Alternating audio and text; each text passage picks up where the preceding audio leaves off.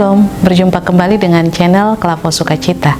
Hari ini saya akan membagikan kebenaran firman, namun sebelumnya mari kita berdoa. Kami hendak membaca, mendengar, dan merenungkan firman-Mu. Kami percaya kuasa Roh Kudus tercurah bagi kami, sehingga terjadi penyingkapan untuk kebenaran firman di hari ini. Amin.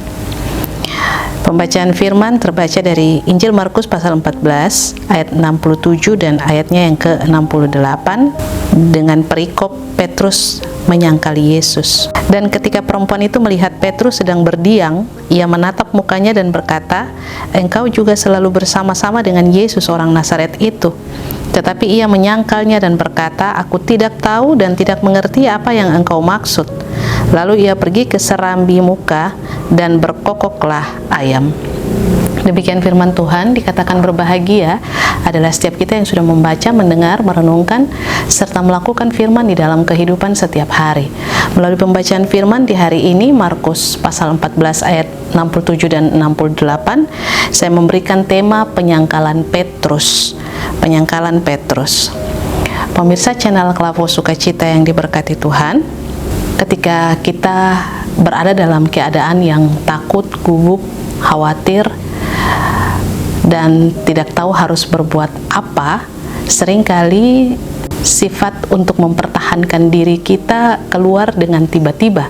Salah satunya adalah penyangkalan atau menyangkali sesuatu yang sebenarnya itu terjadi, tetapi kita berupaya untuk mengatakan bahwa itu tidak terjadi, supaya kita berada dalam posisi yang aman.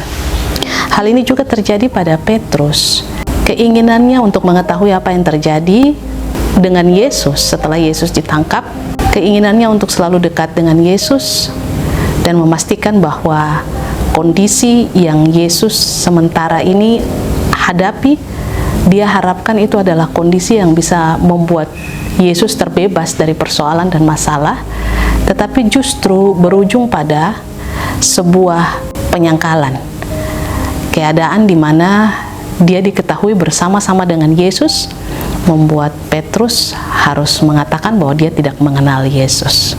Yang kita lihat di sini adalah bukan rasa takut yang dialami oleh Petrus atau keadaan kegugupan apabila diketahui bahwa mereka bersama-sama dalam pelayanan selama ini, Petrus dan Yesus, tetapi sikap untuk mengingkari atau mengatakan yang sebaliknya terhadap sebuah hubungan antara Petrus dengan Yesus. Ini yang kita mau lihat, bahwa Petrus menyangkal mengenal Yesus.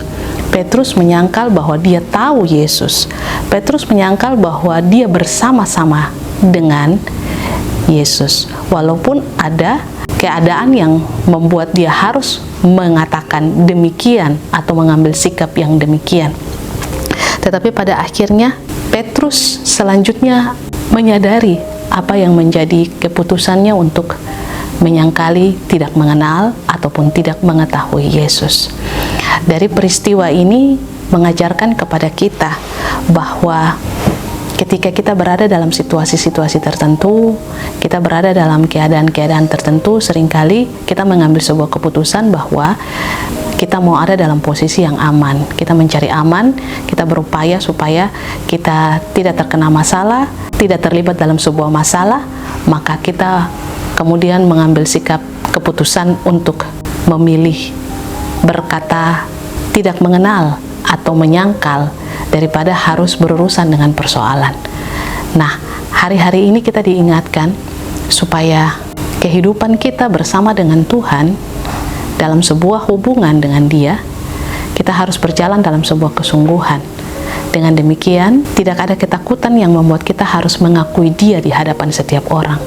Tidak ada ketakutan yang harus membuat kita untuk mengakui Yesus lewat sikap yang jujur, lewat hati yang mengasihi, lewat kesetiaan dalam pelayanan, kesetiaan dalam rumah tangga, ketaatan dalam menjalankan panggilan dan pelayanan ataupun pekerjaan, dan apapun yang kita jalani. Kedekatan ataupun membangun hubungan dengan Yesus tidak akan membuat kita menyangkali bahwa selama ini dalam kehidupan kita tidak mengalami berkat-berkat Tuhan, Padahal sesungguhnya hidup yang Tuhan berikan sampai hari ini adalah anugerah dan berkat yang luar biasa dalam kehidupan kita.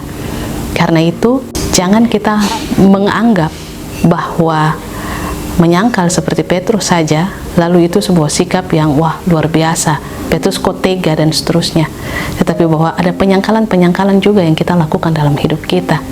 Menyangkali berkat Tuhan, bahkan pula menyangkali dalam ketidaksetiaan kita untuk melaksanakan tanggung jawab, baik itu sebagai suami atau istri, orang tua, pemuda-pemudi dan anak-anak, bahkan pula dalam pelayanan-pelayanan kita.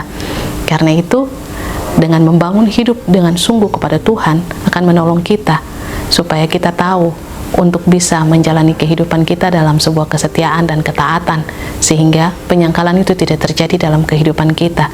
Yang ada adalah kesetiaan dan ketaatan untuk melakukan kehendak-Nya. Tuhan memberkati kita. Amin. Mari berdoa. Terima kasih Tuhan Yesus untuk kebenaran firman hari ini. Roh-Mu menuntun kami supaya kami tidak menyangkali Tuhan dengan cara-cara hidup kami yang menganggap bahwa segala sesuatu yang kami alami dalam kehidupan ini karena kekuatan dan kemampuan kami, mengingkari kasih Tuhan dan bahkan mengingkari setiap pertolongan Tuhan yang selalu datang dalam hidup kami, dan lebih daripada itu juga mengingkari segala kebaikan-kebaikan Tuhan dengan hidup tidak taat, tidak setia dan melakukan kehendak-Mu. Apabila itu sering kami alami, Tuhan Yesus ampuni kami supaya kami berkenan di hadapan Tuhan dan menjadi orang-orang yang selalu mau bersaksi bagi Tuhan lewat perkataan dan perbuatan, pikiran dan tingkah laku di setiap hari. Terpujilah nama-Mu Kristus kini dan selamanya. Amin. Shalom. Tuhan memberkati.